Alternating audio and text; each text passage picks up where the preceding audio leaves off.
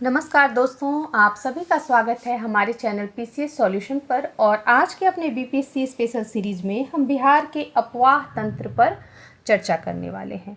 तो अपवाह तंत्र का तात्पर्य होता है किसी स्थान पर उपस्थित नदियां और उनकी बहने वाली जो दिशा होती है, या एक तरह से कह सकते हैं नदियों का जो जाल होता है, या एक निश्चित दिशा जिसमें वे एक दूसरे से मिलती हैं। इसे हम इस प्रकार परिभाषित कर सकते हैं कि किसी नदी या उसकी सहायक नदियों द्वारा मिलकर बनाई गई जल प्रवाह की एक विशेष व्यवस्था, जिसमें नदियां एक दूसरे से मिल करके जल के एक दिशीय प्रवाह का मार्ग बनाती हैं। और ये जो होता है यह किसी जाल तंत्र या नेटवर्क की तरह काम करता है। और किसी भी स्थान की जो अपवाह प्रणाली होती है वह वहाँ की उच्चावच और भूमि की ढाल पर निर्भर करती है। तो अगर हम बात करें बिहार के अपवाह तंत्र की, तो यह जालीनुमा या वृक्षाकार प्रकार का है। और यहाँ की नदियों को मुख्यतः दो भागों में विभाजित किया गया है: हिमालय से निकलने वाली नदियाँ और पठार से निकलने वाली नदियाँ। तो जैसा कि इस पिक्चर में हम देख सकते हैं कि गंगा नदी जो है यह बिहार के बीचों बीच से प्रवाहित होती है, और इसके उत्तरी भाग में जो है ये हिमालय से निकलने वाली नदियां हैं, और दक्षिणी भाग में जो है अर्थात दक्षिणी बिहार में जो नदियां हैं वह पठार से निकलने वाली नदियां हैं। तो चूंकि ये टॉपिक काफ़ी बड़ा है, इसलिए हम आज के अपने इस वीडियो में केवल हिमालय से निकलने वाली नदियों पर चर्चा करेंगे, और नेक्स्ट क्लास में हम पठार से निकलने वाली नदियों की चर्चा करेंगे। तो वही नदियाँ जो हिमालय पर्वत से निकलती हैं और उत्तरी मैदान में दक्षिण और दक्षिण पूर्व की ओर बहती हुई गंगा नदी में मिल जाती हैं, वे सभी नदियाँ जो मुख्यतः इनमें गंगा, घाघरा, गंडक, बूढ़ी गंडक, बागमती, कमला बलान, कोसी और महानंदा जैसी नदियां शामिल हैं। तो हम इन सभी नदियों के बारे में विस्तार पूर्वक चर्चा करेंगे। तो सबसे पहले बात करते हैं गंगा नदी की। तो गंगा नदी, जैसा कि अभी हमने पिछले फिगर में भी देखा कि यह बिहार के मध्य भाग से प्रवाहित होती है और पश्चिम से पूरब की ओर प्रवाहित होती है। और गंगा नदी का जो अपवाह प्रतिरूप है वृक्षाकार है। और प्रायः जितनी भी नदियां हैं, चाहे वह हिमालय से निकलने वाली नदियां हों या पठार से निकलने वाली नदियां, ये सभी नदियां आकर के कहीं ना कहीं गंगा नदी में ही मिल जाती है। अर्थात गंगा नदी जो है यहाँ की सर्वप्रमुख नदी है, और बाकी सभी नदियाँ इसकी सहायक नदियों के रूप में आकर के इसके साथ मिल करके एक जालीनुमा या वृक्षाकार अपवाह तंत्र का निर्माण करती हैं। तो गंगा नदी जो है बिहार में बक्सर जिले में चौसा नामक स्थान पर प्रवेश करती है और सारण और भोजपुर के मध्य सीमा बनाती हुई प्रवाहित होती है। गंगा नदी की कुल लंबाई 2525 किलोमीटर है, जबकि बिहार में यह 445 किलोमीटर लंबी है। और इसमें बाईं ओर से अर्थात उत्तर की ओर से घाघरा, गंडक, बूढ़ी गंडक, कोसी, बागमती, कमला बलान और महानंदा नदियां मिलती हैं, जबकि दाईं ओर से अर्थात दक्षिण की ओर से सोन, कर्मनासा, पुनपुन, किऊल और फल्गु आदि नदियां मिलती हैं, जो कि पठारी नदियां हैं। और जबकि ऊपर की ओर जितनी भी नदियां बताई गई ये सभी हिमालय से निकलने वाली नदियां हैं। तो गंगा नदी जो है बिहार और झारखंड के साहबगंज जिले के साथ सीमा बनाते हुए बंगाल में प्रवेश करती है। अर्थात बिहार और झारखंड के साहेबगंज जिले के साथ सीमा रेखा बनाते हुए गंगा नदी बंगाल में प्रवेश कर जाती है। बिहार में जो गंगा नदी कुल 12 जिलों से प्रवाहित होती है। तो ये जिले कौन कौन से हैं? बक्सर, भोजपुर, सारण, पटना, वैशाली, समस्तीपुर, बेगूसराय, खगड़िया, लखीसराय, मुंगेर, भागलपुर और कटिहार। इस तरह कुल 12 जिलों से गंगा नदी प्रवाहित होती है। और बिहार में हम जानते हैं कि 9 प्रमंडल हैं। तो इन 9 प्रमंडलों में से केवल 2 प्रमंडल ऐसे हैं, मगध और कोशी प्रमंडल, जहां से गंगा नदी प्रवाहित नहीं होती है। बाकी के अन्य 7 प्रमंडल के किसी न किसी जिले से गंगा नदी अवश्य प्रवाहित होती है।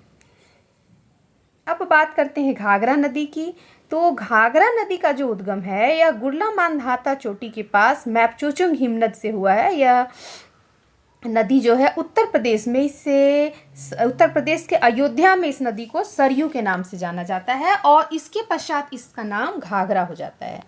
यह नदी जो है बिहार और उत्तर प्रदेश के मध्य सीमा रेखा बनाती है और छपरा जिले के आसपास गंगा नदी में मिल जाती है।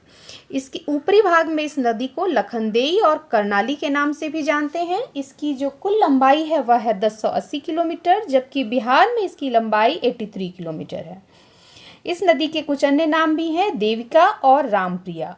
उत्तर प्रदेश के पश्चिमी क्षेत्रों में इसे शारदा नदी के नाम से भी जाना जाता है। अब बात करते हैं गंडक नदी की। तो गंडक नदी भी बिहार की काफ़ी महत्वपूर्ण नदी है और यह जो है नेपाल की अन्नपूर्णा श्रेणी के मानगमोट और कुतांग के मध्य से निकलती है। ये 7 धाराओं से निर्मित है और गंडक नदी के कुछ अन्य नाम भी हैं जो इस प्रकार हैं: सप्तगंडकी, काली गंडकी, नारायणी, शालिग्रामी और सदानीरा के नाम से भी इसे जाना जाता है। गंडक नदी बिहार में पश्चिमी चंपारण के भैंसा लोटन नामक स्थान पर प्रवेश करती है। इसकी कुल जो लंबाई है वह है 630 किलोमीटर, जबकि बिहार में यह 260 किलोमीटर लंबी है। यह नदी बिहार के पश्चिमी चंपारण, पूर्वी चंपारण, गोपालगंज, सिवान, सारण, मुजफ्फरपुर और वैशाली जिलों से प्रवाहित होती है और सारण जिले के सोनपुर और वैशाली के हाजीपुर के मध्य सीमा बनाते हुए यह नदी जो है गंगा नदी में मिल जाती है। गंडक नदी बिहार और उत्तर प्रदेश के मध्य सबसे लंबी सीमा रेखा का निर्धारण करते हुए बहती है। अब बात करते हैं बूढ़ी गंडक नदी की। तो इसका जो उद्गम है वह सोमेश्वर श्रेणी के विशंभरपुर के पास से हुआ है और यह गंडक नदी के समानांतर उसके पूरब में प्रवाहित होती है और उत्तर बिहार की सबसे तेज प्रवाह वाली यह नदी मानी जाती है, बूढ़ी गंडक नदी। और इसका जो प्रवाह स्थल है वह पश्चिमी चंपारण, पूर्वी चंपारण, मुजफ्फरपुर, समस्तीपुर और खगड़िया है और इससे प्रवाहित होते हुए जमालपुर के निकट यह गंगा में मिल जाती है। बूढ़ी गंडक ऊपरी भाग में सिकराना नदी के नाम से जानी जाती है और मोतिहारी के निकट धनौती नदी की धारा से मिलने के बाद यह बूढ़ी गंडक के नाम से जानी जाती है। इसकी प्रमुख जो सहायक नदी है वह बागमती नदी है, जबकि अन्य सहायक नदियों में डंडा, पंडई, मसान, कोहरा, बालोर, सिकटा, धनौती, तिऊर और तिलावे शामिल है। ये सभी बिहार की छोटी छोटी नदियां हैं जो बूढ़ी गंडक की सहायक नदियां हैं। अब बात करते हैं बागमती नदी की। तो बागमती नदी का जो उद्गम है वह नेपाल में महाभारत श्रेणी के भिवपुरी से होता है और यह सीतामढ़ी जिले के सोखतिया नामक गांव से बिहार में प्रवेश करती है। इसकी कुल लंबाई 589 किलोमीटर और बिहार में 394 किलोमीटर है। बागमती की प्रमुख सहायक नदियां हैं लालबकेया नदी, लखनदेई, चकनाहा, जमुने, सिपरीधान, छोटी बागमती और कोला नदी। आगे जाकर के यह बूढ़ी गंडक नदी में मिल जाती है, उसके पहले यह कमला और बाद में कोसी नदी में भी मिल जाती है। यह जो नदी है बिहार के सीतामढ़ी, दरभंगा, मुजफ्फरपुर, मधुबनी जिलों से प्रवाहित होती है। कमला बलान, इस नदी का उद्गम नेपाल के सिंघोल गढ़ी के निकट है और यह भी महाभारत की श्रेणियों में ही है। जो सिंघोल गढ़ी है यह महाभारत की श्रेणियों में ही स्थित है और बिहार में मधुबनी के जयनगर से इस नदी का प्रवेश होता है और इसी स्थान पर बिहार सरकार द्वारा कमला बैराज का भी निर्माण किया गया है। इसकी एक धारा खगड़िया में बागमती नदी से मिलती है, जैसा कि हमने पहले भी इसकी बागमती नदी के बारे में पढ़ाते समय बताया था। तो इसकी जो एक धारा है कमला बलान की बागमती नदी से मिल जाती है, जबकि जो दूसरी धारा है वह कोसी नदी से मिलती है। पिपरा घाट में यह जो है बलान नदी से मिलती है और इसके बाद इसका नाम कमला बलान हो जाता है। इसकी कुल लंबाई 328 किलोमीटर है, जबकि बिहार में इसकी लंबाई 120 किलोमीटर है। इसकी प्रमुख सहायक नदियों में सोनी, ठोरी, भुतही, बलान, मैगावती और त्रिशूला हैं। कोसी नदी जो है यह काठमांडू के उत्तर पूर्व स्थित गोसाई स्थान से निकलती है और चतरा के निकट बिहार की सीमा में प्रवेश करती है। इस नदी का मूल नाम सप्तकौशिकी है, जो हिमालय से निकलने वाली इसकी 7 धाराओं इंद्रावती, सतकोसी, ताम्रकोसी, लिचुकोसी, दूधकोसी, अरुणकोसी और तमोरकोसी से मिलकर के बना है। यह जो नदी है सुपौल, सहरसा, मधेपुरा और पूर्णिया में प्रवाहित होती है और कुर्सेला के निकट गंगा में मिल जाती है, जहां यह डेल्टा का भी निर्माण करती है। कोसी नदी जो है इसे हम बिहार के शोक के नाम से भी जानते हैं। आप सभी इससे परिचित ही होंगे कि कोसी नदी को बिहार का शोक कहा जाता है, क्योंकि ये जो नदी है ये बार बार अपना मार्ग परिवर्तन करती है, जिससे उत्तर बिहार में बाढ़ की स्थिति कभी कभी काफ़ी विकट हो जाती है।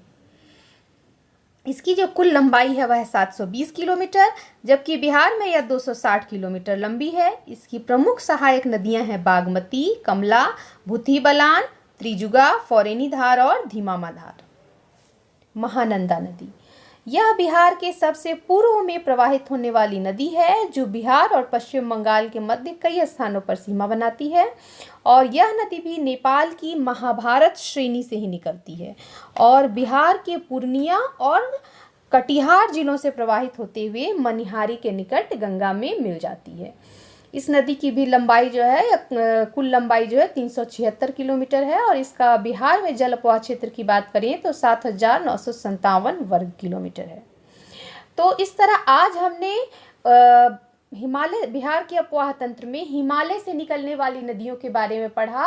नेक्स्ट वीडियो में हम पठार से निकलने वाली नदियों पर चर्चा करेंगे। तो आशा करते हैं आपको हमारा आज का यह वीडियो पसंद आया होगा और अगर आपको हमारा यह वीडियो पसंद आया तो इसे ज़्यादा से ज़्यादा संख्या में लाइक और शेयर करें और अगर आप हमारे चैनल पर नए हैं तो इसे सब्सक्राइब जरूर करें। धन्यवाद।